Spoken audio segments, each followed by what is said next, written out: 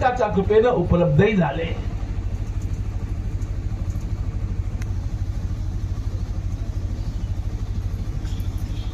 वैदिक धर्मावरती, भारतीय संस्कृतीवरती बरबंटा फिरवण्याकरता निघालेली सरकार आणि आधुनिक शिक्षण संस्था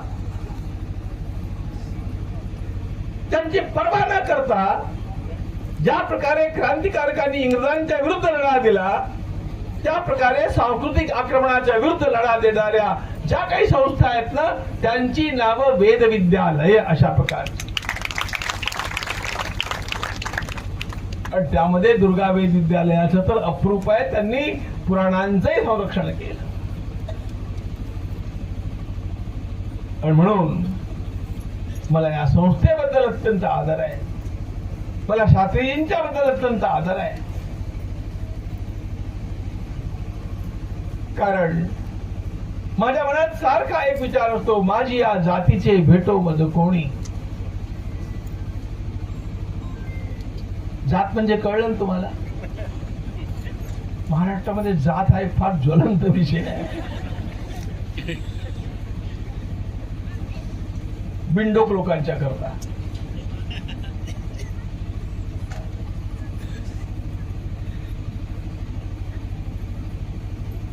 संतांनी जो शब्द वापरला, माझी या जातीचे, म्हणजे भगवंताची भक्ती करणार ही माझी जात.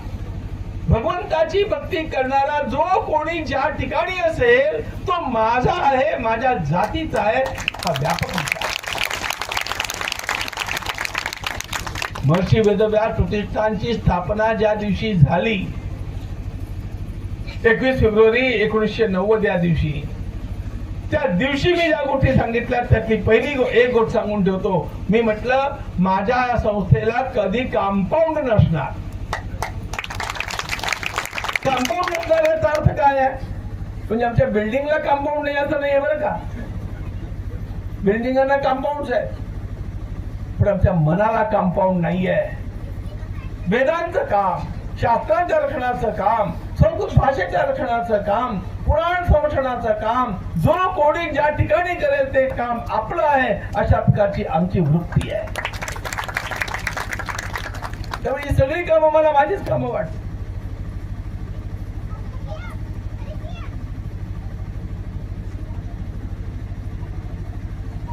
हे विश्वची माझे घर, ऐसी मती जयाची स्थिर, किंबहुना चराचर आपण जा. अरे हे माऊलींनी शिकवलं आपल्याला ना. विश्व